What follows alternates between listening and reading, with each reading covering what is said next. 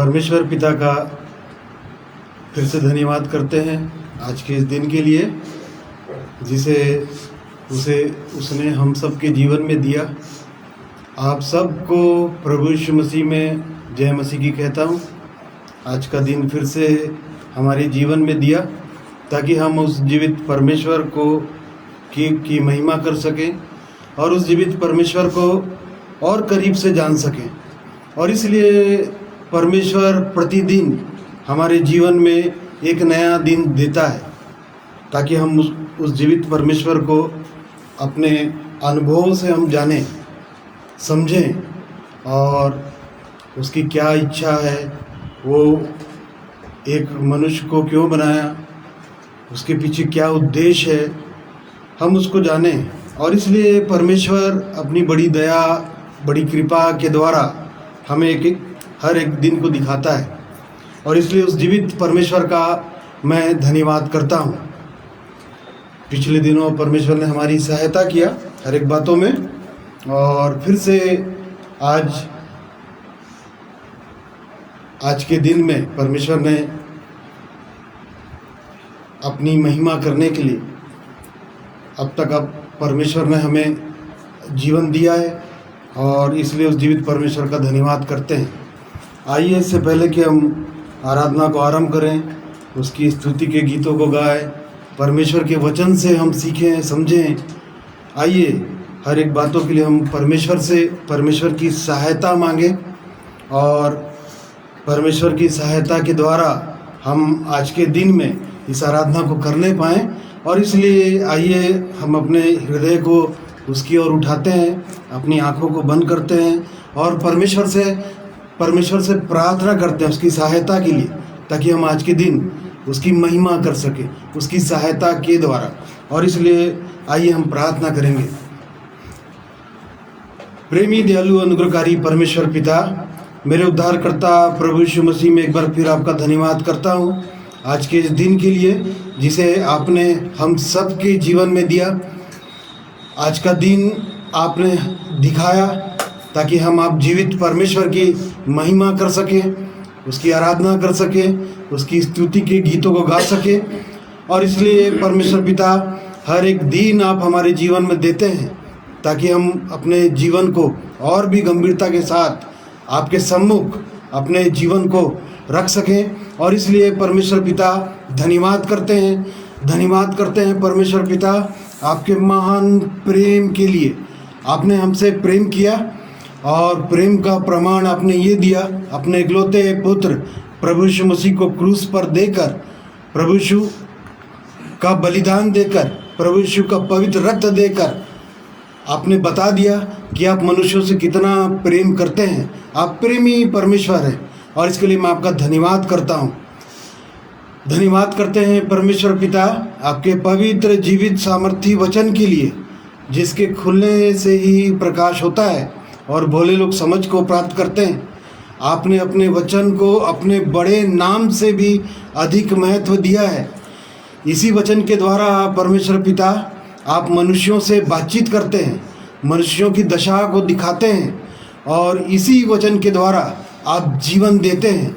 ऐसे जीवनदायी वचनों के लिए मैं आपका धन्यवाद करता हूँ परमेश्वर पिता, जो आज तक हमारे सामने उपलब्ध है ताकि हम इसको पढ़ें, इसकी आवाज़ को सुने और इसके अनुसार चलने का प्रयत्न करें। और इसलिए परमेश्वर पिता आपने अपने पवित्र वचन दिए हैं, इसके लिए मैं आपका धन्यवाद करता हूँ परमेश्वर पिता आपके प्रिय पुत्र प्रभु यीशु मसीह के लिए, उसके पवित्र नाम के लिए। प्रभु यीशु आपके पवित्र नाम के लिए धन्यवाद करते हैं जो मधु सा मीठा नाम है और जो उंडले हुए इत्र के समान है। आपका नाम उंडले हुए इत्र के समान है। आपने क्रूस में अपने आप को पूरी रीति से उंडेल दिया और इसके लिए मैं धन्यवाद करता हूँ क्योंकि स्वर्ग के नीचे और मनुष्यों के बीच में ऐसा कोई दूसरा नाम नहीं दिया गया जिससे मनुष्य उद्धार को प्राप्त कर सके। और इसलिए ऐसे पवित्र नाम के लिए मैं धन्यवाद करता हूँ जिसे आपने हमारे हृदय में दिया है। धन्यवाद करता हूँ परमेश्वर पिता आपके प्रिय पुत्र प्रभु यीशु मसीह के क्रूस पर दिए हुए बलिदान के लिए, प्रभु यीशु आपके पवित्र रक्त के लिए धन्यवाद करता हूँ जो आज भी क्रूस पर से बहता है। प्रभु यीशु आज भी आपका रक्त कार्यकारी है और इसके लिए मैं धन्यवाद करता हूँ, क्योंकि मनुष्य का किया हुआ छुटकारा व्यर्थ है। मनुष्य किसी भी रीति से अपने पाप अपराधों से छुटकारा प्राप्त नहीं कर सकता, परंतु परमेश्वर आप मनुष्यों से प्रेम करते हैं और इसलिए परमेश्वर पिता आपने अपने इकलौते पुत्र प्रभु यीशु मसीह के को क्रूस पर दे के उसका पवित्र रक्त को बहाकर आपने बता दिया कि आप मनुष्यों से कितना प्रेम करते हैं और बिना लहू बहाए पापों की क्षमा हो नहीं सकती थी। और इसलिए परमेश्वर पिता मनुष्यों के पापों के छुटकारा के लिए प्रभु यीशु आपने क्रूस पर अपना पवित्र रक्त बहाया और इसके लिए मैं आपका धन्यवाद करता हूँ। आज भी वो रक्त बहता है सोते के रूप में, और जो व्यक्ति क्रूस की ओर दृष्टि उठाता है, प्रभु यीशु आपका रक्त आज भी पाप अपराधों को धोने में सहायता करता है, निर्दोष करता है, निष्कलंक करता है और आपके निकट आने का साहस देता है। हम आपके निकट आ सकते हैं क्योंकि प्रभु यीशु आपके लहू के द्वारा ही आप जीवित परमेश्वर के निकट आ पाए हैं। अन्यथा हमारे जीवन में ऐसी कोई भी योग्यता नहीं है कि हम आपके निकट आ सकते, परंतु धन्यवाद करते हैं परमेश्वर पिता ऐसे महान उपाय के लिए, ऐसे सुंदर उपाय के लिए जिसे आपने मनुष्यों के जीवन के लिए आपने पूरा किया। परमेश्वर पिता इसके लिए मैं आपका धन्यवाद करता हूँ। धन्यवाद करता हूँ पवित्र आत्मा के लिए जिसे आपने सहायक के रूप में दिया। पवित्र आत्मा परमेश्वर आज के दिन तक आपने हमारी सहायता, हमारी अगुवाई की, मैं इसके लिए आपका धन्यवाद करता हूँ। पवित्र आत्मा परमेश्वर थोड़ी देर आपकी महिमा करना चाहते हैं, आपकी स्तुति के गीतों को गाना चाहते हैं, क्योंकि आप इस्राएल की स्तुति के सिंहासन पर विराजमान परमेश्वर है। आपकी स्तुति मनभावनी है और इसलिए परमेश्वर पिता जबकि पहले हम मरे हुए थे, पाप अपराधों में मरे हुए थे, परंतु धन्यवाद करते हैं परमेश्वर पिता आपने हमें जिलाया है ताकि हम आपकी स्तुति के गीतों को गा सके, उस छुटकारा के गीतों को गा सके। और आज के दिन परमेश्वर पिता आपने हमारी सहायता किया, इसके लिए मैं आपका धन्यवाद करता हूँ। और भी परमेश्वर आज के दिन जबकि इस आराधना के आगे के भागों को हम करते हैं, हाँ परमेश्वर पिता आपकी सहायता, आपकी अगुवाई को चाहते हैं, आपकी स्तुति के गीतों को गाने में। और वैसे ही परमेश्वर पिता थोड़ी देर आपके पवित्र वचन के प्रकाश में बैठने में हमारी सहायता अगुवाई कीजिए और बोलने में सहायता कीजिए परमेश्वर पिता, क्योंकि बिना आपकी सहायता के हम कुछ भी नहीं कर सकते हैं। और इसलिए परमेश्वर पिता आज की इस आराधना को हम आपके हाथों में सौंप देते हैं। पवित्र आत्मा परमेश्वर आप हमारी सहायता कीजिए ताकि जो कुछ हम बोलते हैं सब कुछ आपकी महिमा का कारण ठहर सके। और इसलिए परमेश्वर पिता मैं अपने आप को और यहाँ पर उपस्थित हर एक को और जितने लोग इस माध्यम के द्वारा आप जीवित परमेश्वर के वचन को सुनते हैं, हर एक की सहायता अगुवाई कीजिए परमेश्वर पिता, ताकि इस आत्मिक जीवन में और भी आगे बढ़ सके और आपकी महिमा के कारण ठहर सके। और इसलिए परमेश्वर पिता हर एक बातों के लिए मैं आपकी महिमा करता हूँ, आपकी सहायता को मांगता हूँ। आपने आज के दिन में सहायता किया थोड़ी देर, मैं आपका धन्यवाद करता हूँ। सारी आदर इज्जत महिमा सब कुछ आपको देता हूँ और ये विनती प्रभु यीशु मसीह के पवित्र और मीठे नाम से मांगते हैं। सुनिए और ग्रहण कीजिए, आमीन। आइए अब समय होगा कि परमेश्वर की महिमा करें, उसकी स्तुति करें और भाई नरेश और भाई उदय परमेश्वर की महिमा करने में परमेश्वर उनकी सहायता करे ताकि आज के दिन आइए।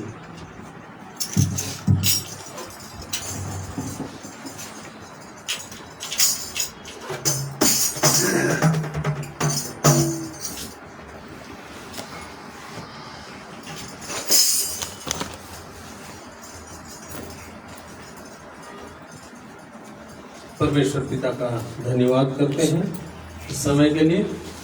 सबों को प्रभु यीशु मसीह के नाम से सलाम। आइए प्रभु की महिमा में जाएंगे और उसके चरणों में जाकर के उसकी महिमा करेंगे, अपने सिरों को झुकाएंगे। गीत नंबर 123 हम गाएंगे। कदमों में मसीहा के सिर अपना झुका देंगे।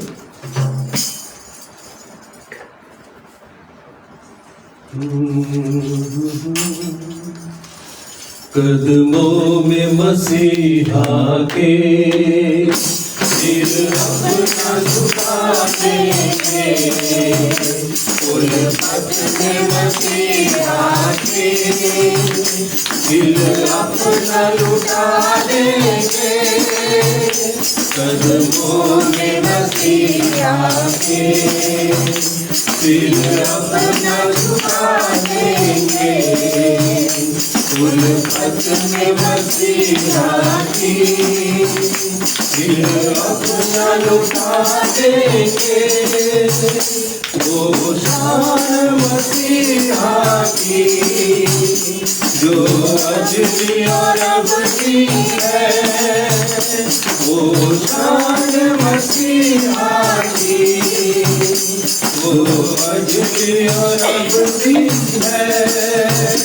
दुनिया का वही खाइंद यह सबको बता देंगे, उल्फत में मसीहा के दिल अपना लुटा देंगे।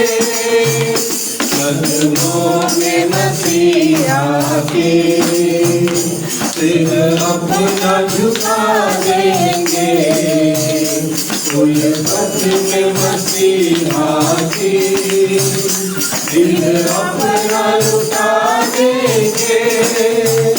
है याद तेरी दिल में और लब पे तराना है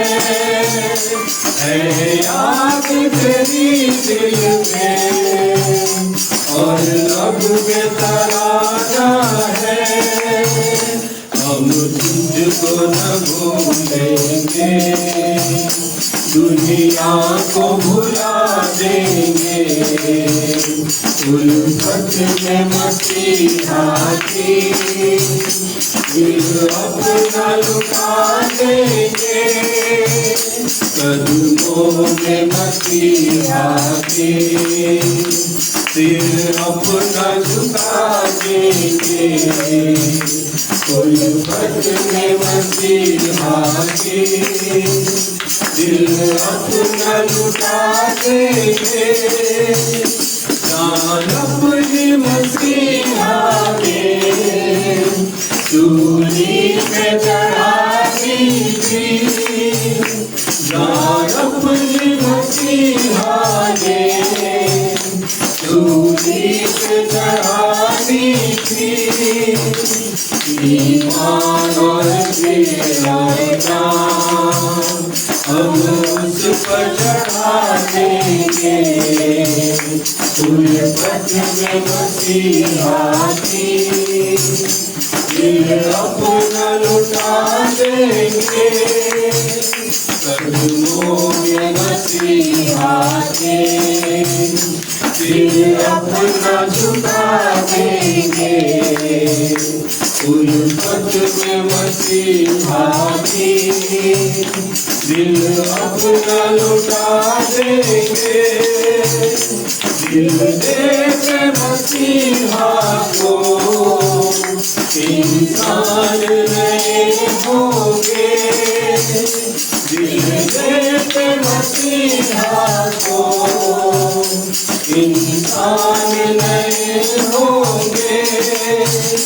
जलते हुए तीरों को दुश्मन के बुझा देंगे, उल्फत में मसीहा की दिल अपना लुटा देंगे। कदमों में मसीहा की दिल अपना झुका देंगे, उल्फत में मसीहा की दिल अपना लुटा देंगे। प्रभु की महिमा में और एक गीत गाएंगे। 41 नंबर का गीत, तेरा हो अभिषेक अमन के राजकुमार।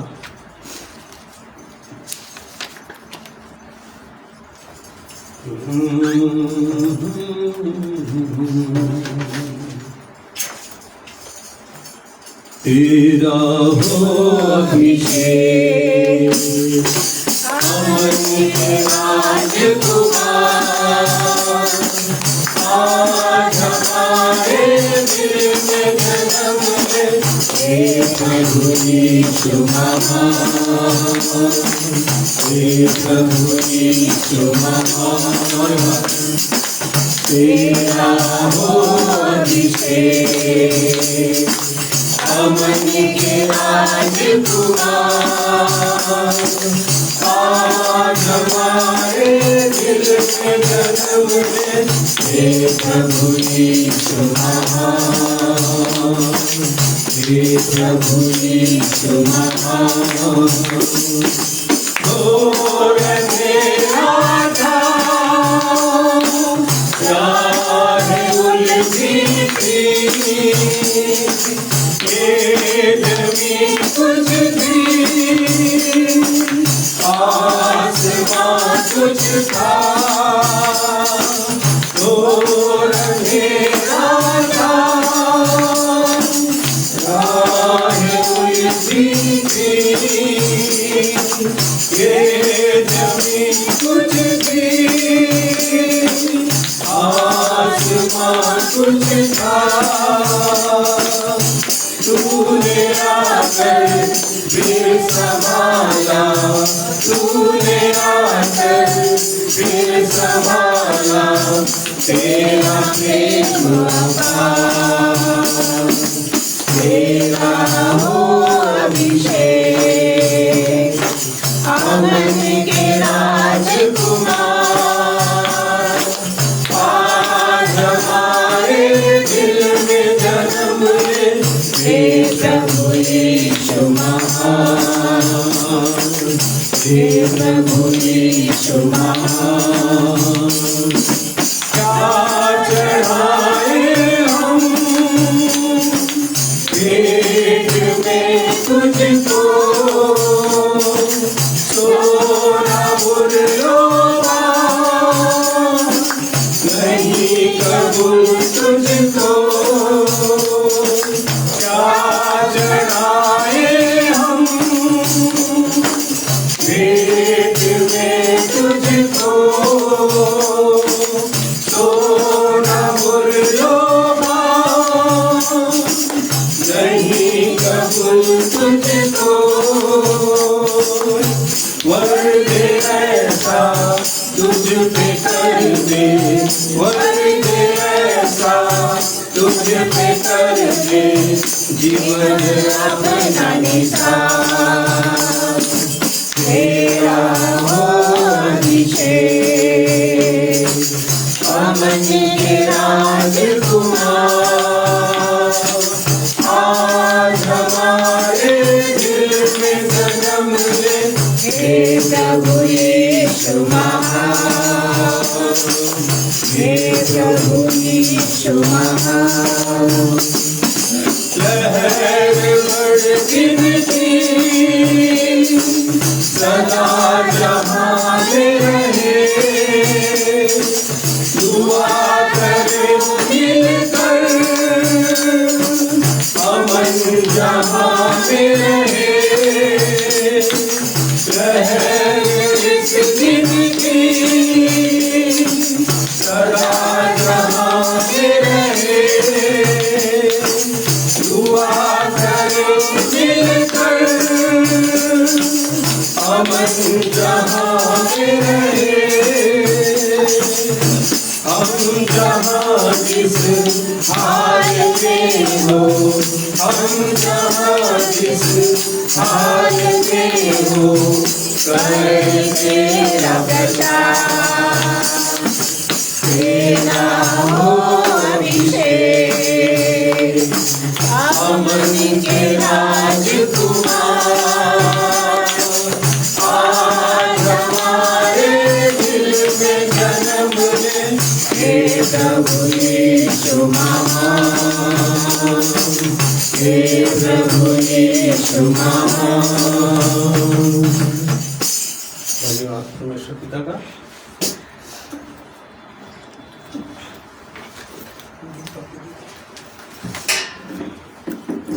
वचन के भाग में जाने के पहले एक प्रभु की महिमा में गीत को सुनेंगे।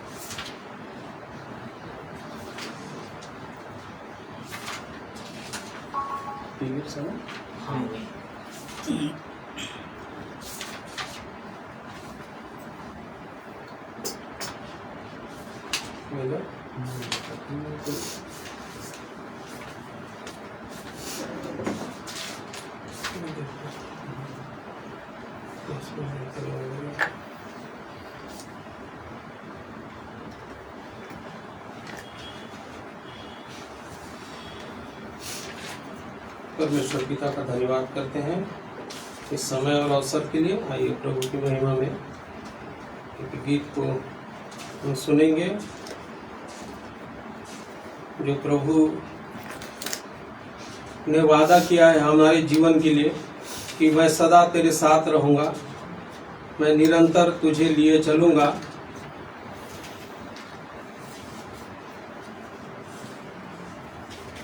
वो परमेश्वर सदा हमारे साथ रहने वाला प्रभु है। इस गीत को हम लोग सुनेंगे।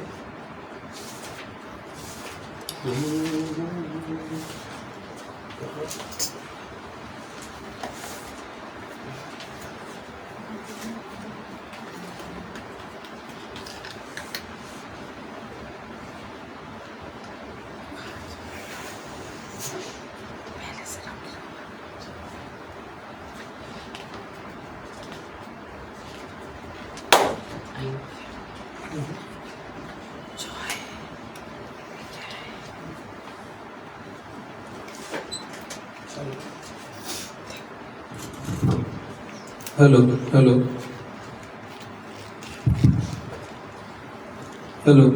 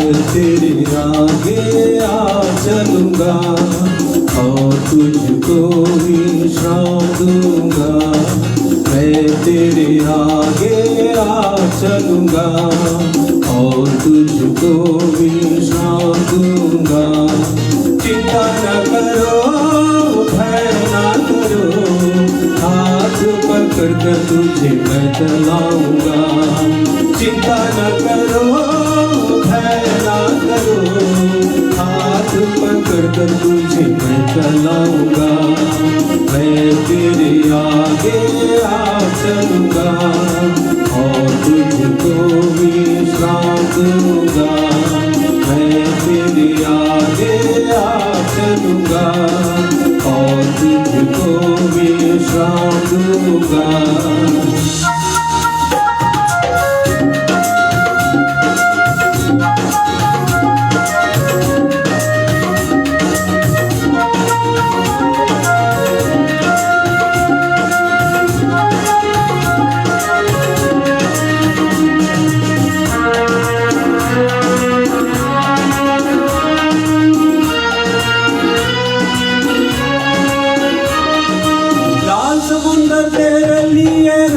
खोलेगा, शैतान की सारी सेना नाश हो जाएगी।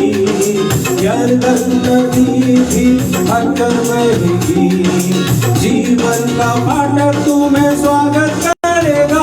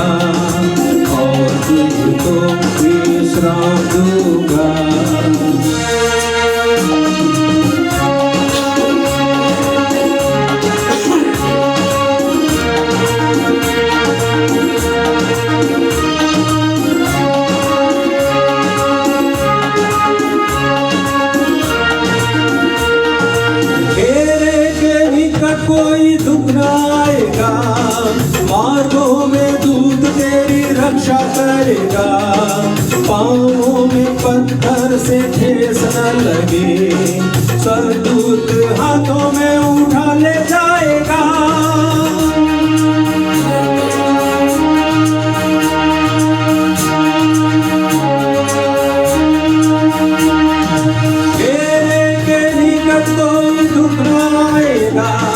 मार्गों में दूत तेरी रक्षा करेगा, पाँवों में पत्थर से ठेस न लगे, स्वर्गदूत हाथों में उठा ले जाएगा। मैं तेरी आगे आ चलूंगा और तुझको विश्राम दूंगा, मैं तेरे आगे आ चलूंगा और तुझको विश्राम दूंगा।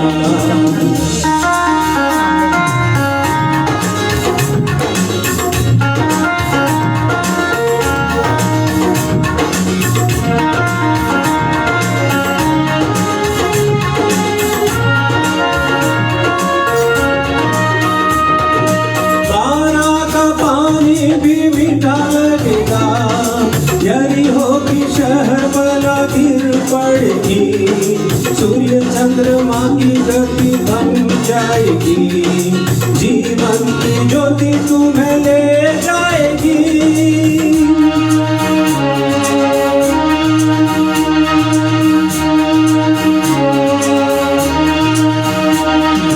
मारा का पानी भी मीठा लगेगा,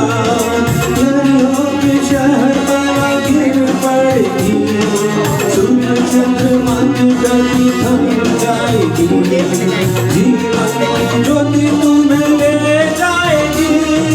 मैं तेरे आगे आ चलूंगा और तुझको विश्राम दूंगा, मैं तेरे आगे आ चलूंगा और तुझको विश्राम दूंगा। चिंता न करो, भय न करो, हाथ पकड़ कर तुझे मैं चलाऊंगा। चिंता न करो, भय न करो, हाथ पकड़ कर तुझे मैं चलाऊंगा। मैं तेरे आगे आ चलूंगा और तुझको विश्राम दूंगा, मैं तेरे आगे आ चलूंगा और तुझको विश्राम दूंगा, और तुझको विश्राम दूंगा, और तुझको विश्राम दूंगा। प्रेमी परमेश्वर पिता का धन्यवाद। आज वचन के भाग में हम सब जाएंगे।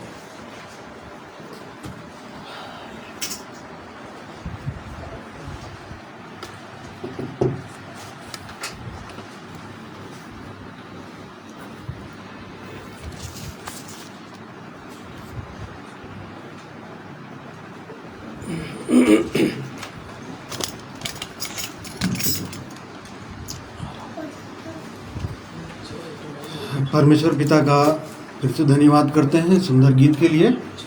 और सचमुच परमेश्वर की प्रतिज्ञाओं को हम इन गीतों में देखते हैं कि सचमुच मैं तुझको लिए चलूँगा, मैं तेरी अगुवाई करूँगा। और सचमुच वो परमेश्वर हमारी अगुवाई करता है, उसकी सुंदर प्रतिज्ञाओं के लिए धन्यवाद करते हैं। और जिस प्रकार से भाई गीत गा रहे थे कि मैं तेरे आगे आगे अगुवाई करता हुआ चलूँगा, और परमेश्वर के वचन में लिखा है कि वो इस्राएल का परमेश्वर हमारे पीछे भी हमारी रक्षा करता है। आगे तो हमारी अगुवाई करता ही करता है, और पीछे भी जो हमारी रक्षा करता है ताकि हम उसके मार्गों में चल सके। और सचमुच उसकी सुंदर प्रतिज्ञाओं के लिए हम धन्यवाद करते हैं। परमेश्वर के वचन में लिखा हुआ कि मैं तुझे कृपा दृष्टि रखूँगा और मैं तुझको बुद्धि दूंगा, और जिस मार्ग में चलना है उसमें मैं तेरी आगे अगुवाई करूंगा। और इस प्रकार से परमेश्वर हमारी अगुवाई करता है। बस शर्त ये होती है, आगे अगुवाई इसलिए करता है कि हम उसके मार्गों में चलें। परंतु यदि हम उसके मार्गों में नहीं चले और तो फिर वो अगुवाई भी नहीं करता है। और इसलिए उस जीवित परमेश्वर का मैं धन्यवाद करता हूँ सुंदर गीतों के लिए। आइए एक वचन से हम आज के दिन देखेंगे जो पाया जाता है भजन संहिता उसका 34 अध्याय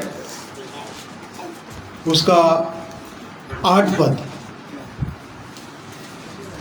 भजन संहिता उसका 34वां अध्याय उसके 8वें पद में इस प्रकार लिखा है, परख कर देखो कि यहोवा कैसा भला है, क्या ही धन्य है वह पुरुष जो उसकी शरण लेता है। धन्यवाद करते हैं परमेश्वर के वचन के लिए। जैसा यहाँ पर पढ़ा गया कि परख कर देखो, उसके ऊपर स्टार लगा हुआ है और उसके नीचे उसका अर्थ दिया हुआ है चख कर देखो। परख कर देखो उसका अर्थ दिया हुआ है चख कर देखो, या इंग्लिश में उसमें इंग्लिश की बाइबल में इस प्रकार लिखा हुआ है taste and see that the lord is good. देखिए इंग्लिश की बाइबल में लिखेगा टेस्ट, मतलब चख कर देखो उसको, उस जीवित परमेश्वर को चख कर देखिए। देखो बहुत से लोग उसको परखते हैं कि क्या परमेश्वर ऐसा कर सकता है, क्या परमेश्वर मेरे जीवन में ऐसा करेगा तो मैं उसके पीछे चलूँगा। नहीं, यहाँ पर जिस प्रकार से इंग्लिश में लिखा हुआ है taste and see that the lord is good, मतलब चख कर देखो। और जो लोग उसको चखते हैं, जिस प्रकार से हम भोजन करते हैं और उसके स्वाद को चख कर हम बता सकते हैं कि उसका स्वाद किस प्रकार है, क्या उसमें वो खाने की योग्य है कि खाने की योग्य नहीं है। हम उसका टेस्ट करके या उसको चख कर उसके स्वाद को हम पता कर सकते हैं। वैसे ही परमेश्वर का वचन कहता है कि चख कर देखो, और सचमुच में उसको चखना चाहिए।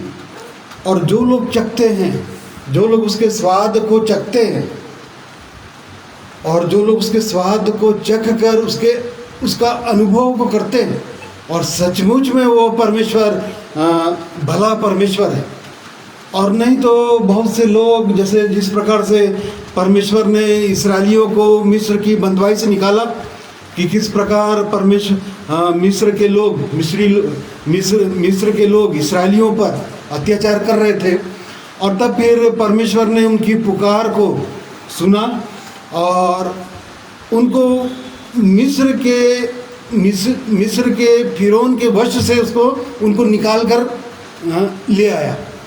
परंतु जब वो आगे चलने लगे जंगल के मार्ग में, रेगिस्तान में, रेत में, जहाँ ना तो पानी था, ना तो भोजन था, ना तो कुछ था, परंतु तो भी परमेश्वर दिन के समय बादल के खंभे में उनकी अगुवाई की और रात को अग्नि के द्वारा, पवित्र आत्मा के द्वारा परमेश्वर उनकी सहायता करता रहा। परंतु हम परमेश्वर के वचन में पाते हैं भजन संहिता 78 अध्याय में कि उनमें से बहुतों से परमेश्वर प्रसन्न नहीं हुआ। क्यों प्रसन्न नहीं हुआ?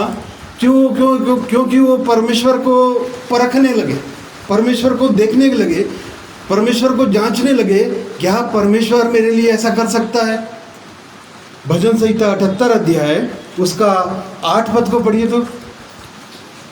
और अपने पितरों के समान न हो, क्योंकि उस पीढ़ी के लोग तो हठीले और झगड़ालू थे, और उन्होंने अपना मन स्थिर न किया था, और न उनकी आत्मा परमेश्वर की ओर सच्ची रही। देखिए परमेश्वर का उनका मन स्थिर नहीं था, मन जो था परमेश्वर की ओर नहीं था, मन स्थिर नहीं था, मन उनका मिस्र की ओर लगा हुआ था।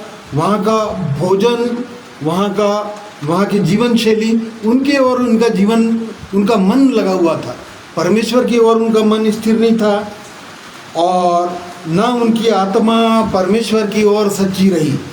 उसी का 18 पद को पढ़िए तो।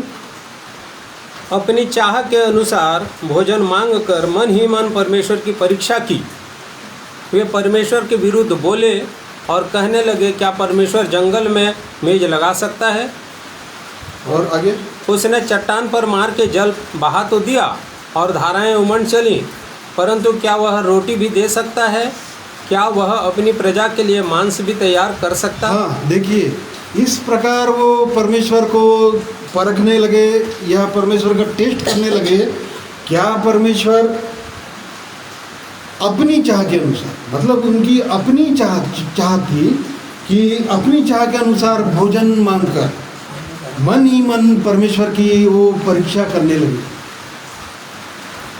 मन ही मन वो परमेश्वर की परीक्षा करने लगे। क्या परमेश्वर हमारे लिए भोजन उपलब्ध करा सकता है? क्या जंगल में मेज लगा सकता है? क्या पानी उपलब्ध करा सकता है? क्योंकि वो तो जीवित परमेश्वर है, वो तो सब कार्य को कर सकता है। परंतु उनका मन स्थिर नहीं था।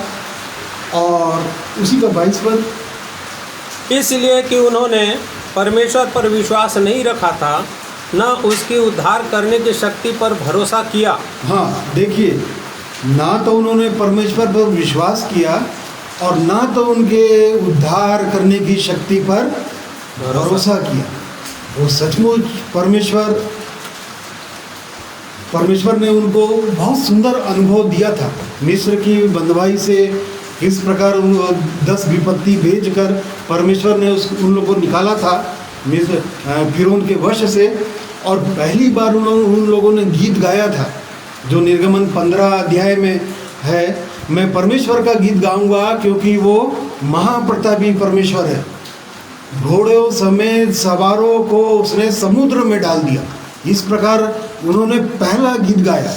मिस्र की बंधुआई में कभी वो लोग गीत नहीं गा पाए, लेकिन जब वो छूट गए और इस प्रकार से उन्होंने परमेश्वर की महिमा की। परंतु हम लोग देखते हैं कि आगे चलकर वो किस प्रकार से परमेश्वर के विरुद्ध हो गए और खाली 6,25,000 प्यादे लोगों में, जो करीब 30 लाख के आसपास की प्रजा में, खाली 2 लोग ही उस कनान देश में प्रवेश कर पाए जहाँ दूध और मधु की धाराएं बहती, जिसको परमेश्वर ने शुरू से वर्णन करते हुए बताया कि वो नगर किस प्रकार से मनभावना होगा, और वहाँ पर मात्र 2 ही लोग पहुँच पाए। इसका कारण ये था कि वो बार बार परमेश्वर का टेस्ट करने लगे। क्या परमेश्वर मेरे लिए ऐसा कर सकता है? क्या परमेश्वर मेरे लिए भोजन सामग्री तैयार कर सकता है? वो तो सब कुछ परमेश्वर कर सकता है, उनको बस चलना भर था। परंतु हम देखते हैं कि वो लोग चल नहीं पाए। और परंतु अब जिस प्रकार से इस वचन को हमने पढ़ा कि चख कर देखो कि यहोवा कैसा भला है, तो जो लोग उसको चखते हैं आते तो बहुत लोग परमेश्वर के पास आते हैं, बहुत लोग परमेश्वर की आवाज़ को सुनते हैं और उस जीवित परमेश्वर के पास जरूर आते तो जरूर हैं। परंतु हम लोग देखते हैं कि बहुत लोग इसलिए आते हैं, जैसा 1 कुरिन्ती 15 अध्याय उसका 19 पद में लिखा हुआ है। देखिए,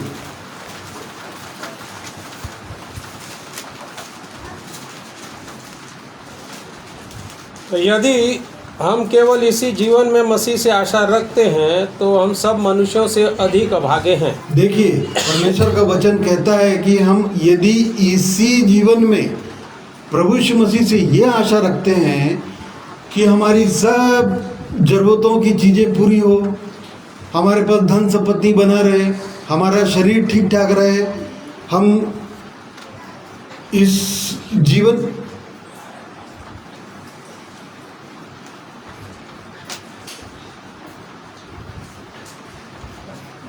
हमारा जीवन जैसा इस संसार के लोग जैसा दिखते हैं, संसार के लोग जैसे इस जीवन में चलते हैं, वैसा हमारा जीवन हो।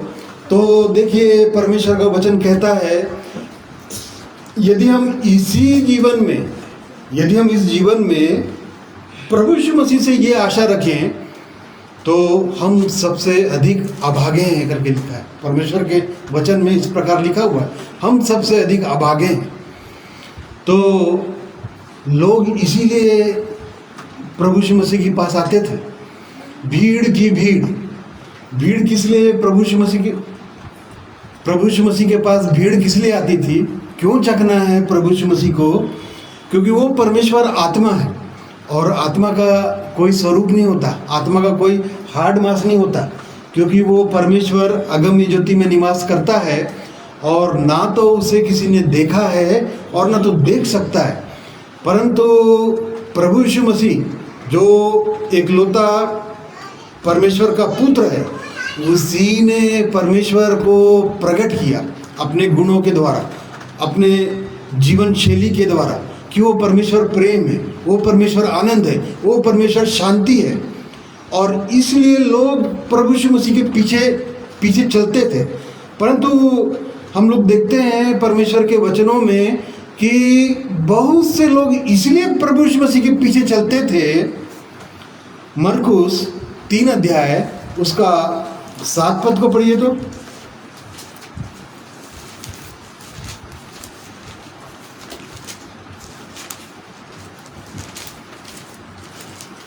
यीशु अपने चेलों के साथ झील की ओर चला गया। हाँ। और गलील से एक बड़ी भीड़ उसके पीछे हो ली। हाँ। और यहूदिया और यरूशलेम और इदुमिया और यरदन के पार और सूर और सैदा के आसपास से एक बड़ी भीड़ यह सुनकर कि वह कैसे अचंभे के काम करता है, उसके पास आई। उसने अपने चेलों से कहा, भीड़ के कारण एक छोटी नाव मेरे लिए तैयार रहे, ताकि वे मुझे दबा न सके। हाँ, प्रभु यीशु मसीह के पीछे हजारों लाखों की भीड़ चला करती थी। और भीड़ इसलिए चली करती थी कि वो कैसे अचंभे के काम करता है, मतलब प्रभु यीशु मसीह किस प्रकार से अचंभे के काम करते हैं, और इस कारण से प्रभु यीशु मसीह के पीछे भीड़ चला करती थी। परंतु भीड़ एक समस्या थी। और यहाँ पर जैसा पढ़े कि प्रभु यीशु मसीह अपने चेलों को कहते थे कि एक छोटी नाव मेरे लिए तैयार रखो कि भीड़ मुझको दबा ना सके। भीड़ एक समस्या थी। और उसी का 20 पद में लिखा हुआ है, तब वह घर में आया और ऐसी भीड़ इकट्ठी हो गई कि वे रोटी भी न खा सके। हाँ, देखिए ऐसी भीड़ इकट्ठा हो गई कि रोटी जो परमेश्वर का जो वचन है उसको वो खा ना सके। देखिए भीड़ एक समस्या थी। भीड़ इसीलिए प्रभु यीशु मसीह के पीछे चला करती थी कि प्रभु यीशु मसीह किस प्रकार से आश्चर्य करते हैं। एक 12 वर्ष के एक स्त्री के विषय में प्रभु यीशु मसीह के पीछे भीड़ में से एक स्त्री ने, जो 12 वर्षों से जो उसका लहू बहता था, प्रभु यीशु मसीह के पीछे चलती थी। और तब फिर वहाँ पर हम पढ़ते हैं कि प्रभु यीशु मसीह को उसने छुआ। और तब फिर प्रभु यीशु मसीह ये जान गए कि मेरे अंदर में से सामर्थ निकली है। और तब फिर प्रभु यीशु मसीह ने पूछा कि किसी ने तो मुझे छुआ है। और तब फिर अपने चेलों से पूछा। और तब फिर चेले कहने लगे कि प्रभु ये तो हजारों की भीड़ आपके पीछे चल रही है, हम कैसे बताएं कि किसने आपको छुआ है। और तब फिर प्रभु यीशु मसीह ने जब वो स्त्री जान गई कि अब मैं छुप नहीं सकती, और तब फिर प्रभु यीशु मसीह के पास आई। और तब फिर उसने स्वीकार किया कि मैंने तुझको छुई है। और प्रभु यीशु मसीह को छूने से सामर्थ्य निकलती। उस वचन में लिखा हुआ है कि प्रभु यीशु मसीह को छूने से सामर्थ्य निकलती। और उसके सामर्थ्य से लोग क्या हो जाते थे? चंगे हो जाते थे। और इस कारण से प्रभु यीशु मसीह के पीछे भीड़ चला करती थी। और यही भीड़ जब प्रभु यीशु मसीह जब यरूशलेम की ओर गए तो बड़े आनंद के साथ, बड़े जय जयकार के साथ प्रभु यीशु मसीह का स्वागत किए।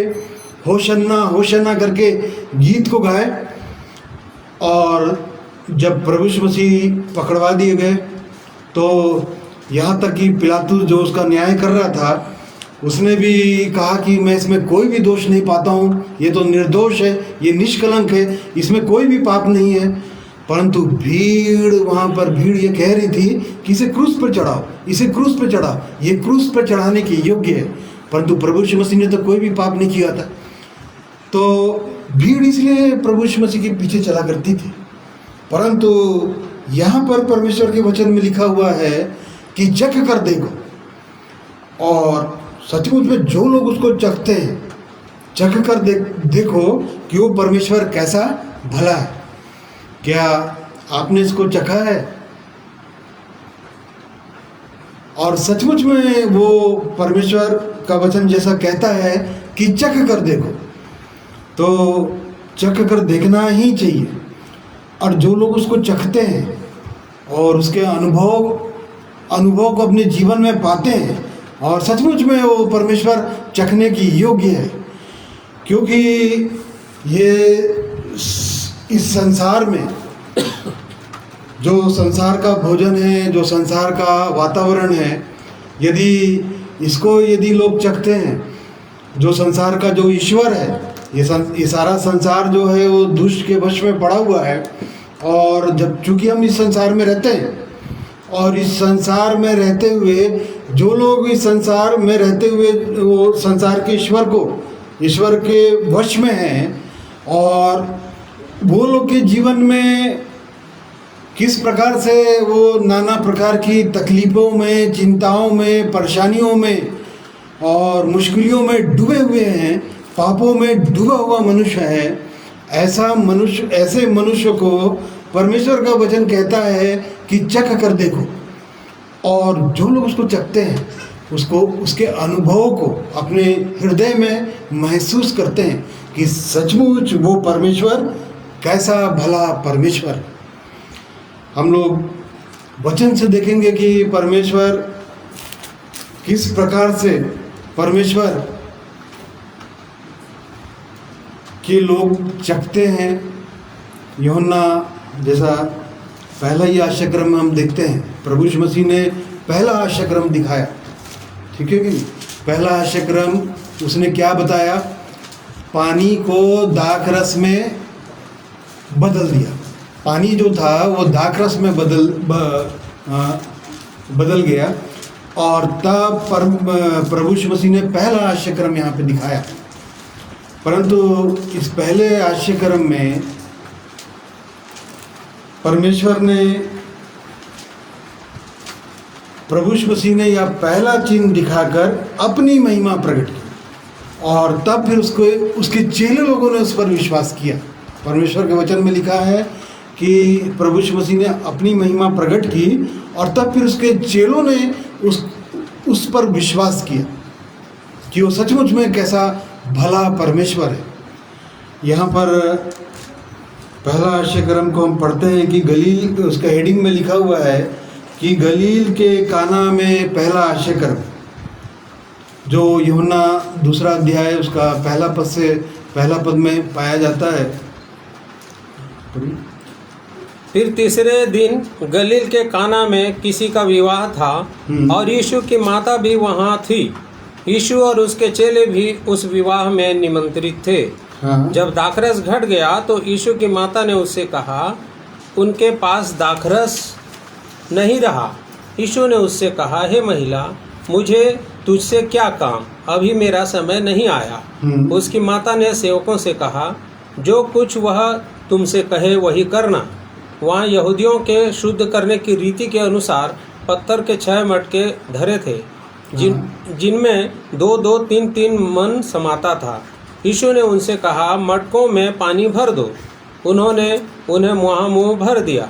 तब उसने उनसे कहा, अब निकाल कर भोज के प्रधान के पास ले जाओ। और वे ले गए। जब भोज के प्रधान ने वह पानी चखा जो दाखरस बन गया था, और नहीं जानता था कि वह कहाँ से आया है, परंतु जिन सेवकों ने पानी निकाला था वे जानते थे। तो भोज के प्रधान ने दूल्हे को बुलाकर उससे कहा, हर एक मनुष्य पहले अच्छा दाखरस देता है, और जब लोग पीकर छक जाते हैं तब मध्यम देता है, परंतु तूने अच्छा दाखरस अब तक रख छोड़ा है। यीशु ने गलील के काना में अपना यह पहला चिन्ह दिखाकर अपनी महिमा प्रकट की, और उसके चेलों ने उस पर विश्वास किया। हाँ, देखिए, उसके चेलों ने उस पर विश्वास किया। और इसलिए परमेश्वर के वचन पर हमको विश्वास करना चाहिए कि परमेश्वर का वचन जो कहता है उसको वो पूरा करता है। अपनी प्रतिज्ञाओं को वो परमेश्वर हमारे जीवन में वो पूरी करता है।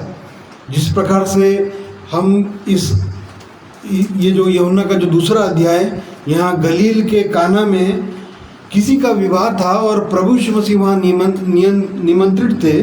और तब फिर वहाँ पर एक घटना घट गई कि दाखरस घट गया।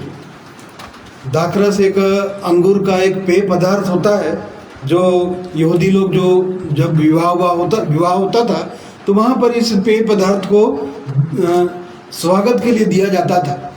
और तब फिर यहाँ पर लिखा हुआ है कि वो दाखरस क्या हो गया, घट गया।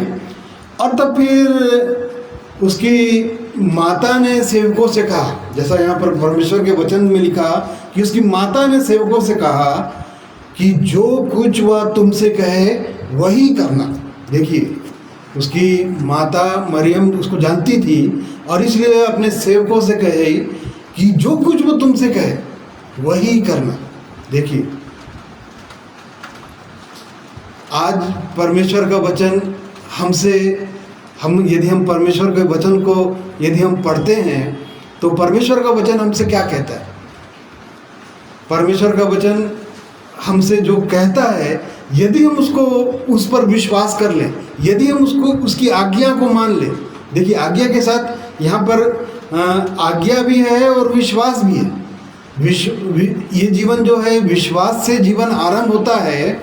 और जो कुछ वो कहे, जो कुछ प्रभु यीशु मसीह कहे, उस पर तुम क्या करना, विश्वास करना कि वो जो कह रहा है वो उसको क्या करेगा, पूरा करेगा।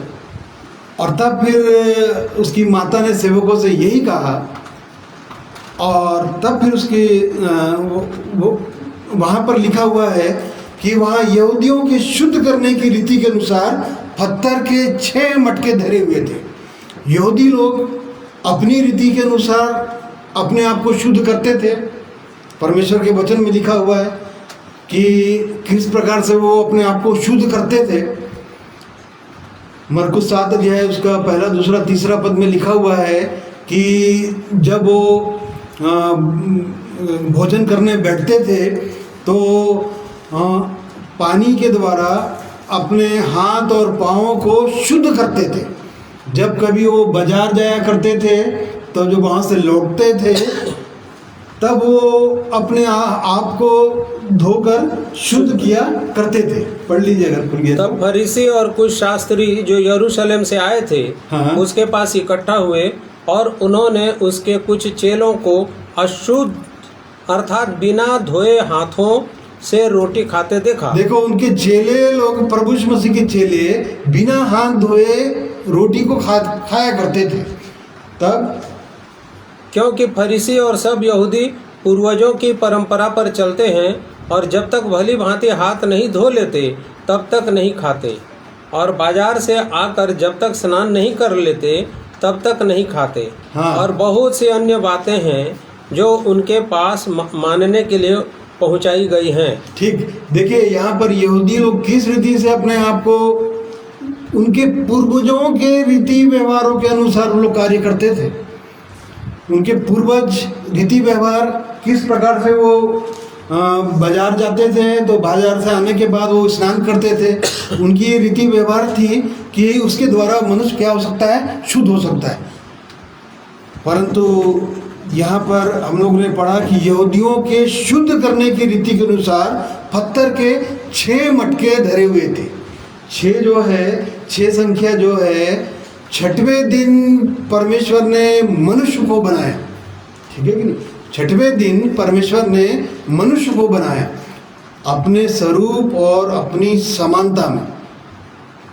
परमेश्वर ने मनुष्य को बनाया और वहाँ पर यहूदियों के शुद्ध करने की रीति के अनुसार 6 मटके धरे हुए थे और उसमें 2-2, 3-3 मन पानी समाता था। और तब फिर यीशु ने उनसे कहा, मटकों में पानी भर दो, और उन्होंने उन्हें मुआ मुँह उस पानी को क्या कर दिया, भर दिया।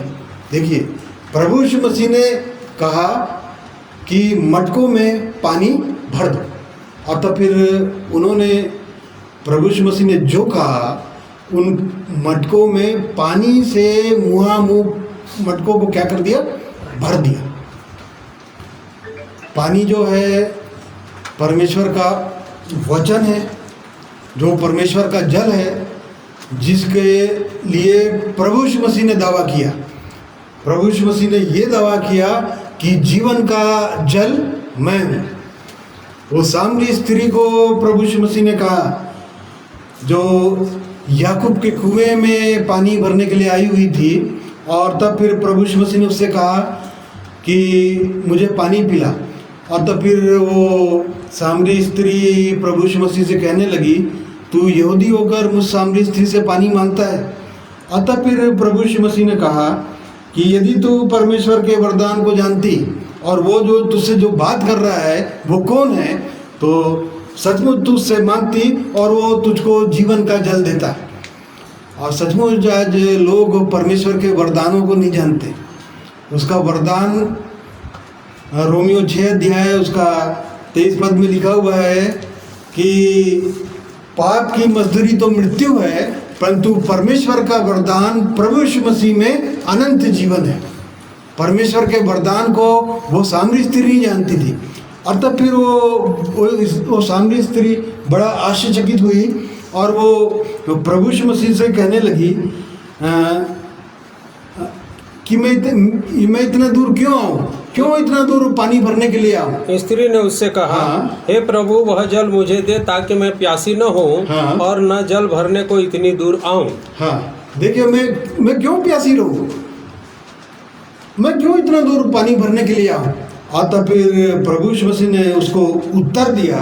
13 पद 4 अध्याय यूहन्ना 4 अध्याय उसका 13 पद को पढ़ रहे हैं। हाँ पढ़िए। तो यीशु ने उसको उत्तर दिया, जो कोई यह जल पिएगा वह फिर प्यासा होगा, हाँ, परंतु जो कोई उस जल में से पिएगा जो मैं उसे दूंगा वह फिर अनंत काल तक प्यासा न होगा, हाँ। वरन जो जल मैं उसे दूंगा वह उसमें एक सोता बन जाएगा जो अनंत जीवन के लिए उमड़ता रहेगा। देखिए प्रभु यीशु मसीह ने यहाँ दावा कर दिया कि जीवन का जल मैं हूँ, और जो कोई इस जल से पिएगा मैं उसे दूंगा करके लिखा है। देखिए, जो कोई उस जल में से पिएगा जो मैं उसे दूंगा वह अनंत काल तक प्यासा ना होगा, वरन जो जल मैं उसे दूंगा वह उसमें एक सोता बन जाएगा और वो अनंत जीवन के लिए उमड़ता रहेगा। देखिए वो दूंगा, वो कब प्रभु यीशु मसीह दिए उस जल को। यूहन्ना 7 अध्याय उसका 37 पद में प्रभु यीशु मसीह उस जल के विषय में कह रहे थे। यूहन्ना 7 अध्याय। पर्व के हाँ। अंतिम दिन जो मुख्य दिन है, यीशु हाँ। खड़ा हुआ और पुकार कर कहा, यदि कोई प्यासा हो तो मेरे पास आए और पिए। हाँ, जो मुझ पर विश्वास करेगा, जैसा पवित्र शास्त्र में आया है, उसके हृदय में से जीवन के जल की नदियां बह निकलेंगी। और उसने यह वचन पवित्र आत्मा के विषय में कहा, जिसे उस पर विश्वास करने वाले पाने पर थे, क्योंकि आत्मा अब तक न उतरा था, क्योंकि यीशु अब तक अपनी महिमा को न पहुंचा था। हाँ, देखिए पर्व के अंतिम दिन प्रभु यीशु मसीह ने कहा कि पुकार कर कहा, यदि कोई प्यासा है तो मेरे पास आए और मुझ पर विश्वास करेगा, वो कब, जैसा पवित्र शास्त्र में आया है कि वो कभी भी प्यासा ना होगा। देखिए पवित्र आत्मा के विषय में कहा था, क्योंकि पवित्र आत्मा अभी तक नहीं उतरा था, और इसलिए वो सामरी स्त्री को प्रभु यीशु मसीह ने कहा कि जो कोई इस जल में से पिएगा वो कभी भी प्यासा नहीं होगा, परंतु जो जल मैं उसे दूंगा उसमें एक सोता बन जाएगा और वो अनंत जीवन के लिए वो क्या होता रहेगा, उमड़ता रहेगा, वो भरपूर होता रहेगा। उमड़ता रहेगा। मतलब वो सोता जो है वो बहेगा, और वो जब सोता जब बहेगा तब एक मनुष्य के हृदय की दशा को दिखाएगा। और हृदय की दशा को जब एक मनुष्य अपने हृदय की दशा को देखेगा, पापों को देखेगा, तो वो उस जल से धुलेगा। ठीक है कि नहीं? क्योंकि वो जल का सोता जो था, वो जल का सोता क्या था? जकरिया 13 अध्याय उसका पहला पद को पढ़िए तो। उस समय दाऊद के घराने और यरूशलेम के निवासियों के लिए पाप और मलिनता धोने के निमित्त एक बहता हुआ सोता फूटेगा। हाँ, सेनाओं के यहोवा की यह वाणी है। देखिए उस समय दाऊद के घराने और यरूशलेम के निवासियों के लिए पाप और मलिनता धोने के निमित्त एक बहता हुआ सोता फूटेगा। देखिए, इसके लिए प्रभु यीशु मसीह को क्रूस पर जाना पड़ा, और उसके लिए पहले ऐसी भविष्यवाणी थी कि वो सोता क्या है? पाप और मालिनता को धोने के लिए। देखिए, जब ये जल को, परमेश्वर का वचन जो है, इस जल को जब एक मनुष्य इसको पढ़ता है, इसको सुनता है, इसको ग्रहण करता है, और जब ये वचन जब मनुष्य से बातें करता है, तो एक मनुष्य की दशा को दिखाता है, पाप को दिखाता है, एक मनुष्य के पापों को दिखाता है। और जब वो सोता उमड़ता है, जब पाप दिखाई देता है, तो परमेश्वर के वचन में कितनी सुंदर प्रतिज्ञा लिखा हुआ है, जो पहले से प्रतिज्ञा है जकरिया का नबी के द्वारा। भजन संहिता 22 अध्याय उसके 14 पद में भी लिखा हुआ है कि प्रभु यीशु मसीह जल के नाई बह गया। देखिए, इसके लिए प्रभु यीशु मसीह को क्रूस पर जाना पड़ा। उस जल को देने के लिए प्रभु यीशु मसीह को क्रूस पर जाना पड़ा, और पाप और मलिनता को धोने के निमित्त एक बहता हुआ सोता होगा। और बिना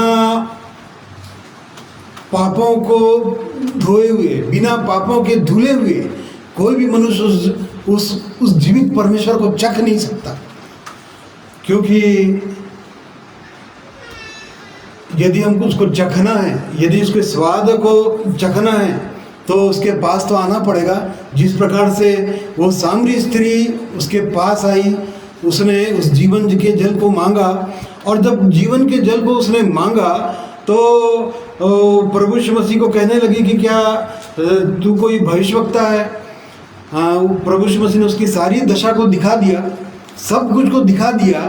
और तब फिर बाद में उसके पद अंतिम पद में लिखा हुआ है 26 पद में, 4 अध्याय के 26 पद में, कि यीशु ने उससे कहा, मैं जो तुझसे बोल रहा हूँ वही हूँ। हाँ, 25 पद।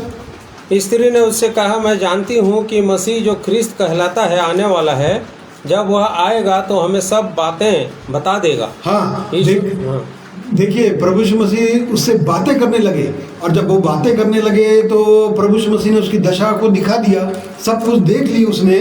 और तब फिर वो प्रभु यीशु मसीह से आगे में लिखा हुआ कि बातें करने लगी, और उसको भविष्यवक्ता सोचने लगी। फिर वो आराधना कहाँ होनी चाहिए, पर्वत में आराधना होनी चाहिए, लेकिन प्रभु यीशु मसीह ने कहा कि वो समय आता है कि सच्चे भक्त परमेश्वर की आराधना आत्मा और सच्चाई से करेंगे, क्योंकि परमेश्वर आत्मा है। अवश्य है कि उसके भजन करने वाले आत्मा और सच्चाई से भजन करें। और तब फिर वो जान गई कि वो जो मुझसे बोल रहा है वो कौन है? मसीह है, प्रभु यीशु मसीह है। और तब फिर प्रभु यीशु मसीह ने कहा कि मैं जो तुझसे बोल रहा हूँ वो मैं हूँ। और तब फिर उसके विषय में वो लिखा हुआ है 28 पद में, तब स्त्री अपना घड़ा छोड़कर नगर में चली गई। हाँ। और लोगों से कहने लगी, आओ एक मनुष्य को देखो जिसने सब कुछ जो मैंने किया मुझे बता दिया। हाँ, कहीं यही तो मसीह नहीं है? कहीं यही तो मसीह नहीं है, यही तो मसीह नहीं है। मसीह अर्थात होता है जीवन। और वो स्त्री ने उस जीवन के जल को, उसके स्वाद को चखी, और चख कर वो लोगों से कहने लगी, आओ एक मनुष्य को देखो जो कुछ मैंने किया अपने जीवन में वो सब कुछ बता दिया। कहीं यही मसीह तो नहीं है। और देखिए जिस प्रकार से इसने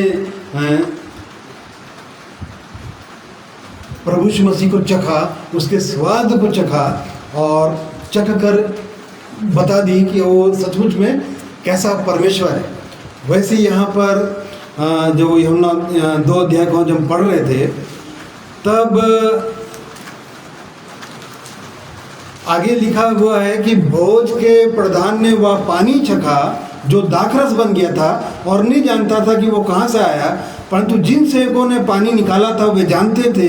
और भोज के प्रधान ने दूल्हे को बुलाकर उससे कहा, हर एक मनुष्य पहले अच्छा दाखरस देता है, जब लोग पीकर छक जाते हैं तब मध्यम देता है, परंतु तूने अच्छा दाखरस अब तक रख छोड़ा। देखिए जैसे ही उसने उस पानी को चखा जो दाखरस बन गया था, आज लोग ऐसे ही जीवन को चखना चाहते हैं। आज मनुष्य पापों में डूबा हुआ है, तकलीफ़ों में, परेशानियों में, चिंताओं में, दुखों में, तकलीफ़ों में आज मनुष्य पड़ा हुआ है। मनुष्य के अंदर में कहीं भी आनंद नहीं है, कहीं भी शांति नहीं है, क्योंकि परमेश्वर के वचन में लिखा हुआ है, नीति वचन 15 अध्याय उसका 13 पद में,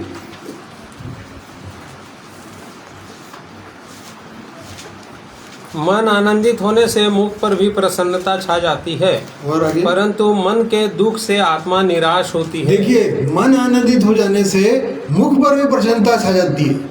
मन आनंद से भरा हुआ नहीं है मनुष्यों का।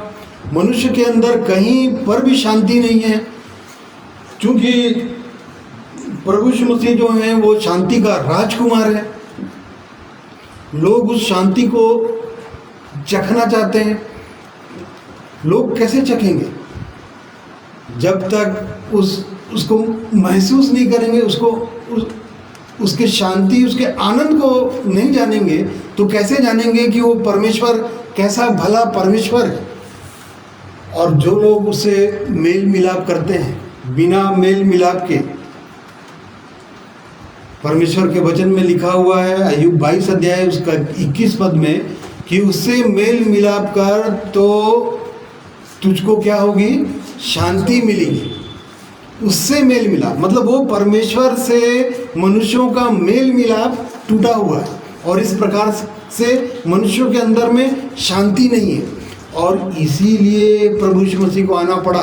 वो परमेश्वर से मनुष्यों के बीच में जो मेल मिलाप है उसके बीच में बिचवई बनकर प्रभु यीशु मसीह आए, और वो यही चाहता है कि सब मनुष्यों का उद्धार हो और सब लोग सत्य को भली भांति से पहचान सकें। और इसलिए प्रभु यीशु मसीह को बिचवई बनना पड़ा, उसको क्रूस पर जाना पड़ा। क्रूस पर जाकर प्रभु यीशु मसीह को अपना पवित्र रक्त बहाना पड़ा, ताकि मनुष्यों का और परमेश्वर का संबंध हो सके, उससे मेल मिलाप हो सके। और जैसा ही ये दाखरस को वो भोज के प्रधान ने दूल्हे को बुलाकर जब उससे कहा, अभी तक वो अच्छा दाखरस रख छोड़ा है, जैसे उसने उसको चखा, और सचमुच में वो परमेश्वर आज भी वो परमेश्वर हमारे जीवन में, जो लोग उसको चखते हैं, जो लोग उसके स्वाद को अनुभव करते हैं अपने जीवन में, उसको महसूस करते हैं कि सचमुच में वो आनंद का सोता है, आनंद की भरपूरी है, शांति का वो राजकुमार है।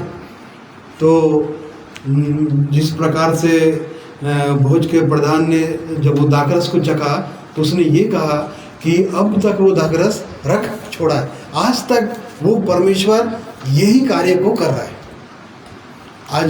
आज भी मनुष्यों को आनंद और शांति से भरता है, परंतु जो लोग प्रभु यीशु मसीह के पास आते हैं, क्योंकि परमेश्वर के वचन में पढ़े हम लोग यहाँ पर कि जो कुछ वो कहे वही करना। उसने कहा मटकों को पानी से मुँह भर दो। कोई भारी काम बताया क्या? उसके सेवकों को कोई भारी काम या कठिन काम बताया क्या, या कोई कठिन आज्ञा परमेश्वर प्रभु यीशु मसीह ने अपने सेवकों को कहा? कोई कठिन काम कहा क्या? नहीं, बहुत सरल काम कहा। मटकों को मुंह भर दो, सरल काम। उसने जो आज्ञा दिया, क्या उसकी आज्ञा कठिन है? परमेश्वर के वचन में लिखा हुआ है, पहला यूहन्ना उसका 5 अध्याय उसके 3 पद में लिखा हुआ है कि उसकी आज्ञाएं, क्योंकि परमेश्वर से प्रेम रखना यह है कि हम उसकी आज्ञाओं को माने। हाँ। और उसकी आज्ञाएं कठिन नहीं। देखिए, यदि हम परमेश्वर से प्रेम रखते हैं तो परमेश्वर का वचन ये कहता है कि हम उसकी आज्ञा को माने। और उसकी आज्ञा क्या है? कठिन नहीं है, बहुत ही सरल है। परंतु क्या हम उसकी आवाज़ को सुनते हैं? जो कुछ वो कहता है क्या हम करते हैं? यदि हम उसकी आवाज़ को सुनते हैं, जैसा राजा दाऊद कहता है कि मैं कान लगाए रहूँगा, भजन संहिता 85 उसका 8 पद में, मैं कान लगाए रहूँगा कि वो परमेश्वर मुझसे क्या कहता है। वो परमेश्वर जो उसके भक्त हैं, जो उसके लोग हैं, उससे वो शांति की बातें कहता है। तो क्या मेरा कान खुला है उसकी आवाज़ को सुनने के लिए? क्या वो जो कहता है क्या मैं उसको करता हूँ? अपने जीवन में उसकी आज्ञा को मैं क्या पूरा करता हूँ?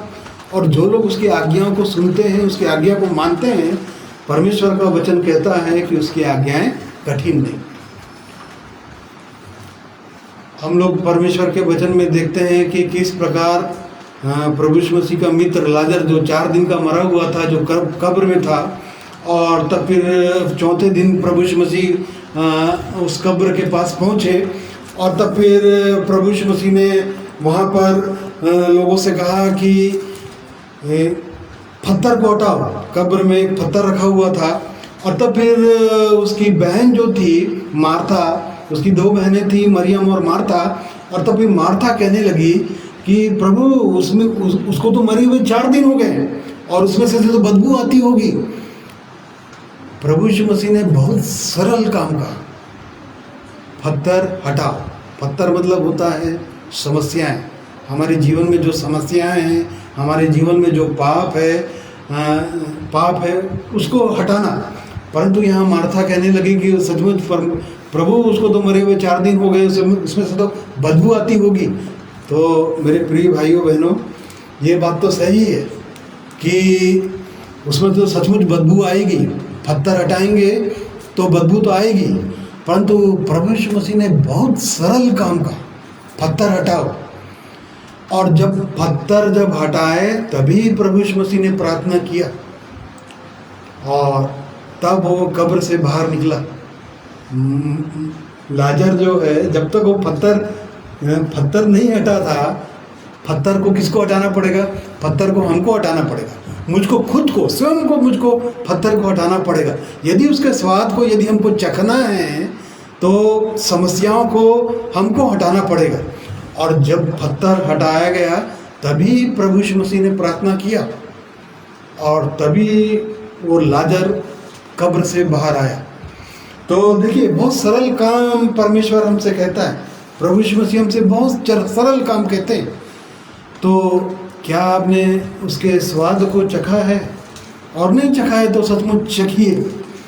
और जो लोग उसको चखते हैं वो सचमुच वो परमेश्वर भला परमेश्वर, वो परमेश्वर भला ही परमेश्वर है। वो भलाई का काम करने के लिए प्रभु यीशु मसीह आए हैं। हमारे जीवन में भलाई करने के लिए प्रभु यीशु मसीह आए हैं।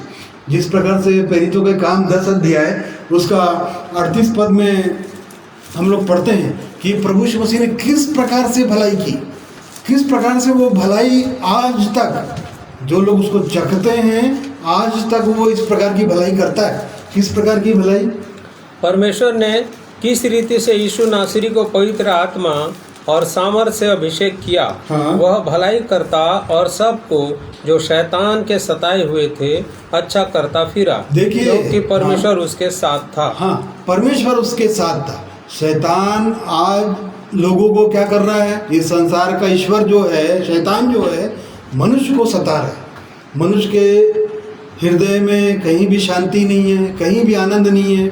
और सताकर घसीट घसीट कर मनुष्य को हमेशा हमेशा के लिए विनाश की ओर लेके जा रहा है। और इसलिए परमेश्वर का वचन कहता है कि चख कर देखो, सचमुच में उसको देखना चाहिए, चखो। और जो लोग उसको चखते हैं, जो लोग उसको टेस्ट करते हैं, अपने जीवन में वो सुंदर अनुभव को प्राप्त करते हैं। क्योंकि दुष्ट जो है वो घसीट घसीट कर मनुष्य को कहाँ ले जा रहा है? हमेशा हमेशा के लिए विनाश की ओर लेके जा रहा है। परंतु यहाँ पर हमने पढ़ा कि वो किस रीति से, प्रभु यीशु मसीह किस रीति से उसका अभिषेक किया गया, शैतान के सताए हुओं को अच्छा करता फिरा।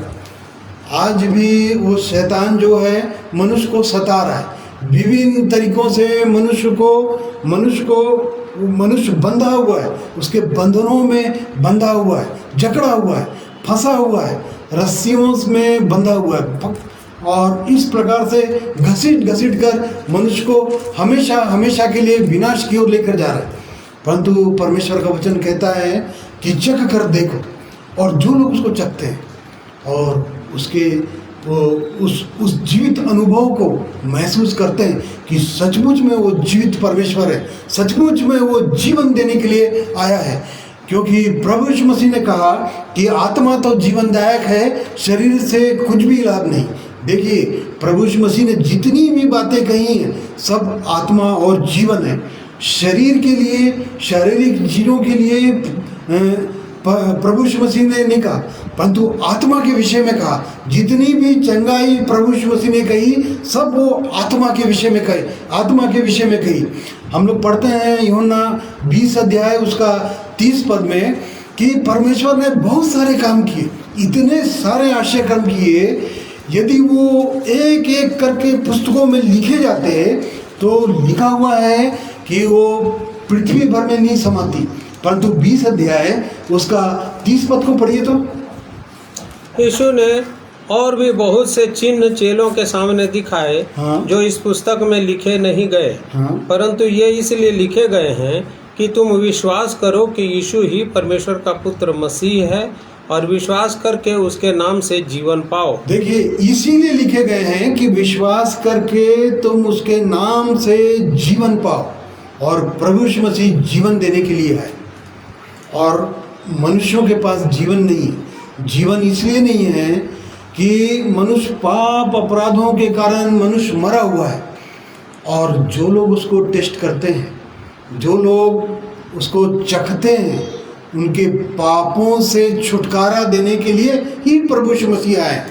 उसके विषय में लिखा हुआ है कि वो पुत्र जनेगी, उसका नाम यीशु रखना, वो अपने लोगों का उनके पापों से उद्धार करेगा। उद्धार मतलब होता है पापों की क्षमा और छुटकारा। तो जो लोग उसके निकट आते हैं उनको, उनके जीवन में वो उद्धार और छुटकारे का अनुभव वो परमेश्वर देता है। और इसलिए परमेश्वर का वचन कहता है कि चख कर देखो। मैंने भी उसके वचन को चख कर देखा, और जब तक मैंने नहीं चखा तब तक उस परमेश्वर को नहीं जाना।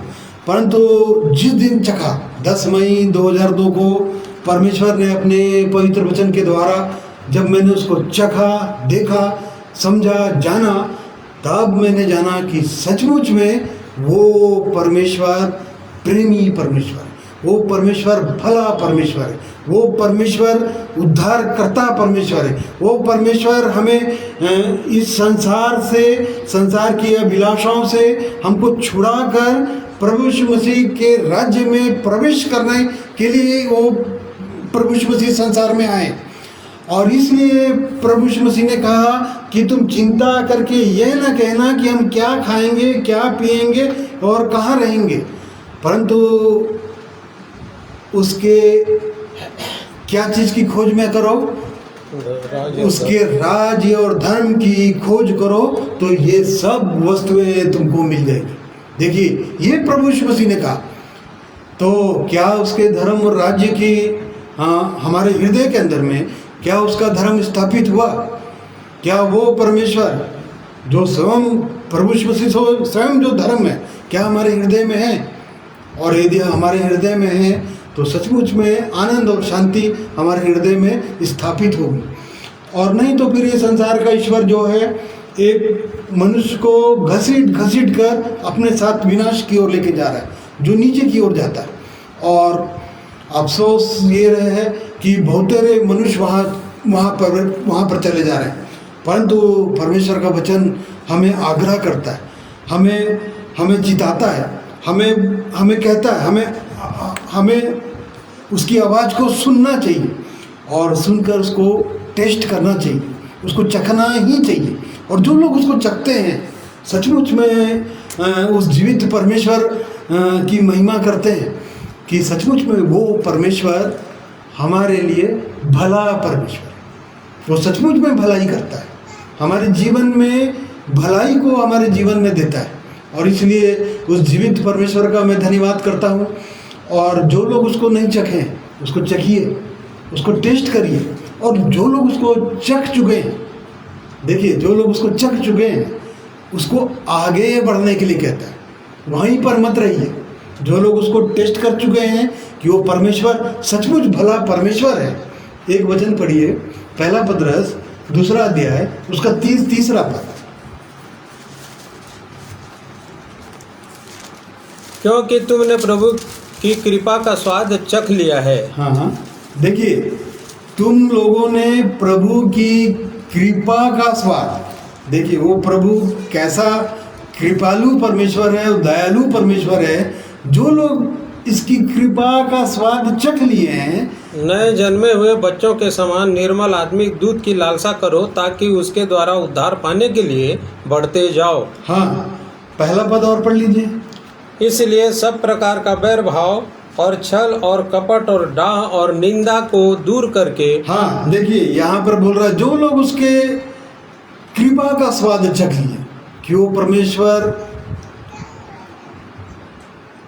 भला परमेश्वर है। जो लोग उसके स्वाद को चख चुके हैं उनके लिए परमेश्वर का वचन कहता है कि सब प्रकार का बैर भाव, देखिए बैरता हत्या को दिखाता है परमेश्वर के वचन में। और इसलिए परमेश्वर का वचन कहता है कि सब प्रकार के बैर भाव और छल और कपट और ढा और निंदा को दूर करके नए जन्मे हुए बच्चों के समान निर्मल आत्मिक दूध की लालसा करो, ताकि उसके द्वारा उद्धार पाने के लिए बढ़ते जाओ।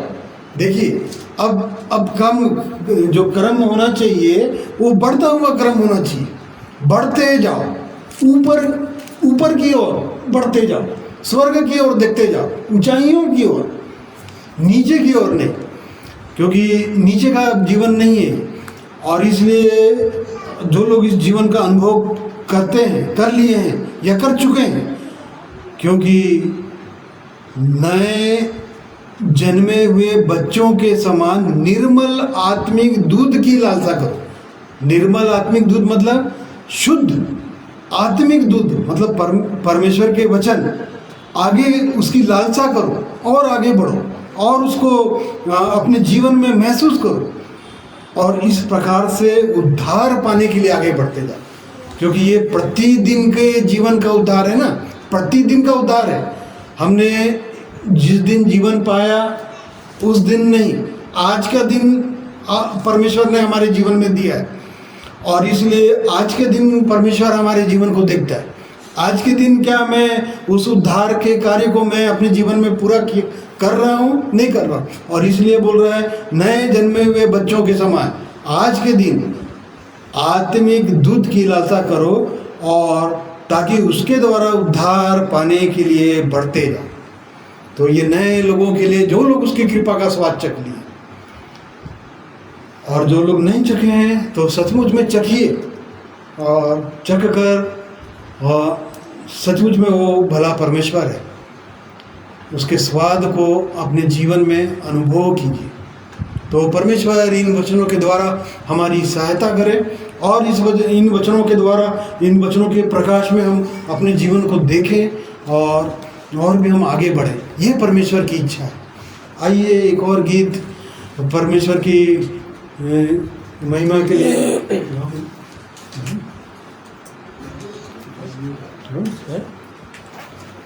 भाई भाई उदय परमेश्वर की महिमा के लिए एक गीत और गाएंगे।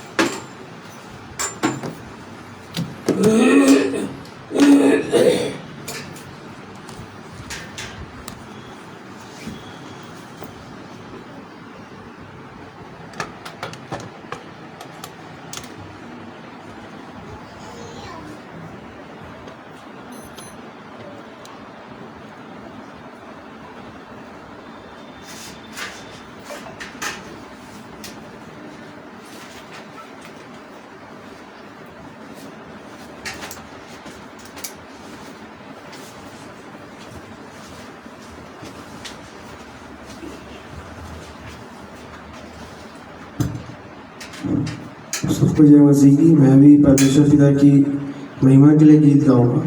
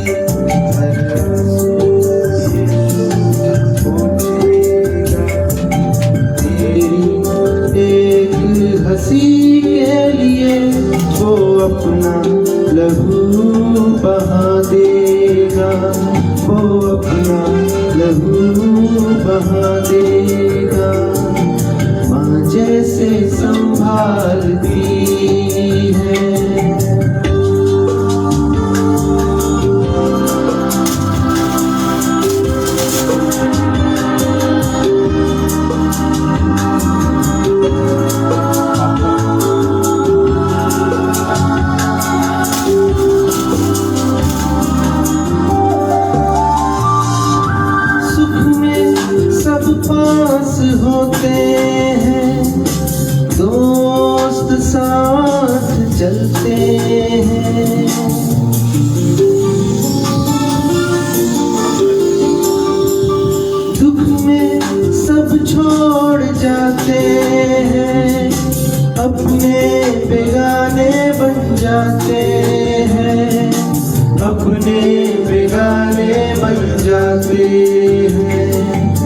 अपने बेगाने बन जाते हैं।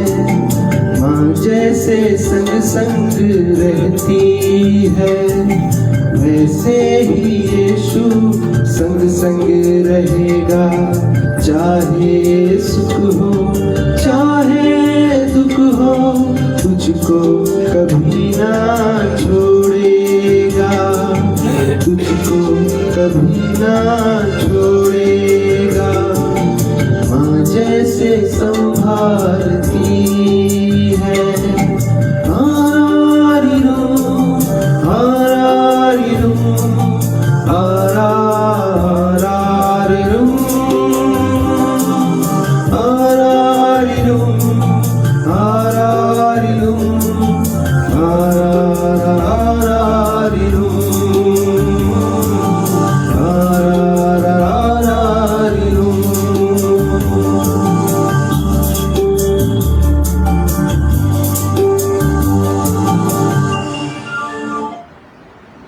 सबको जय मसीह की। आइए आगे के भाग में जाएंगे।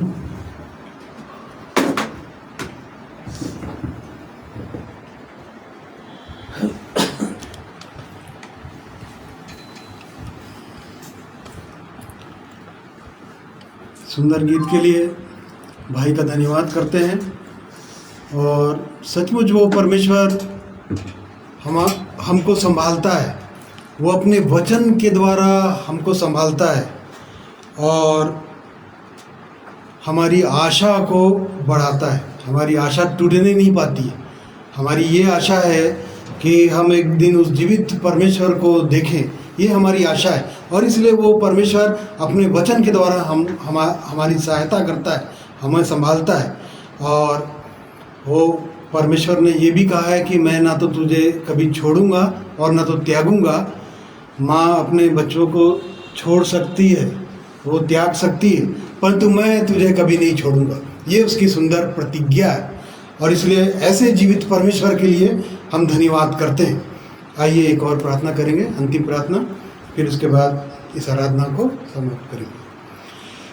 प्रेमी दयालु अनुग्रहकारी परमेश्वर पिता, एक बार फिर आपका धन्यवाद करता हूँ। आज के दिन में परमेश्वर आपने हमारी सहायता किया, शुरू से लेकर अंत तक आपकी स्तुति के गीतों को गाने में, और थोड़ी देर परमेश्वर पिता आपके पवित्र वचन को बोलने में आपने मुझ मूर्ख की भी सहायता किया। आपके पवित्र वचन को थोड़ा देर बोल सका, इसके लिए मैं आपका धन्यवाद करता हूँ।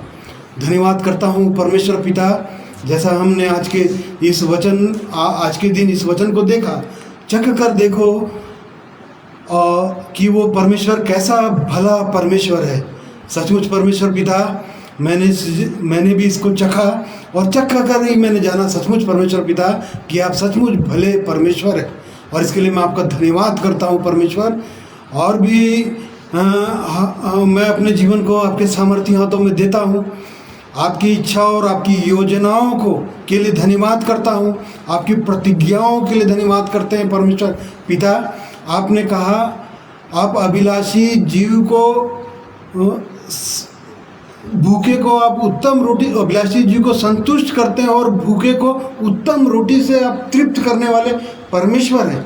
जो लोग आपके खोजी हैं, जो लोग आपको ढूंढते हैं, जो लोग आपको सच्चाई से आपको पुकारते हैं, उनके लिए आप भले परमेश्वर हैं। और इसलिए अभिलाषी जीव को आप भरपूर करते हैं, हिष्ट पृष्ट करते हैं, उनके शरीर में बल को देते हैं, और भूखे को आप उत्तम पदार्थों से तृप्त करते हैं। ये आपकी प्रतिज्ञा है। और इसलिए ऐसे महान परमेश्वर के सम्मुख आने का आपने अवसर दिया, इसके लिए मैं आपका धन्यवाद करता हूँ। और भी परमेश्वर, हम अपने जीवनों को आपके हाथों में देते हैं, और भी हमारे जीवन के द्वारा लोग आप जीवित परमेश्वर को चखें।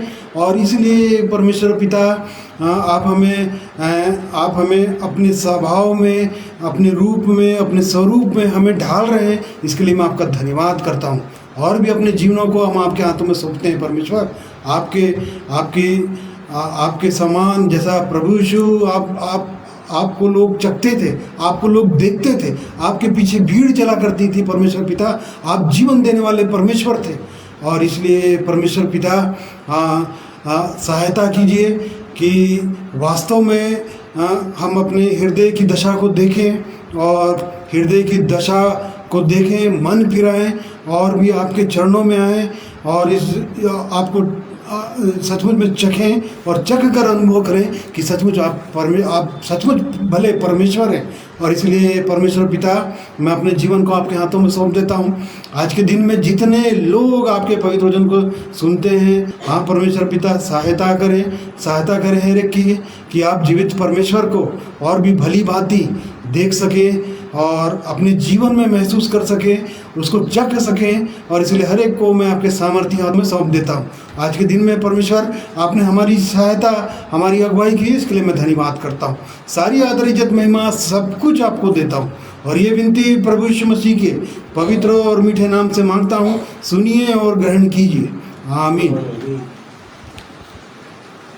मैं भी आप सभी लोगों का धन्यवाद करता हूँ। आप लोग सभी लोगों ने ध्यान धरकर परमेश्वर के वचन को सुना, उसके लिए धन्यवाद करता हूँ। और भी परमेश्वर आप लोग के जीवन में वो अपरंपार आशीषों को दे, वो सुंदर जीवन को दे, ताकि सात्विक जीवन में और भी आप लोग आगे बढ़ सके।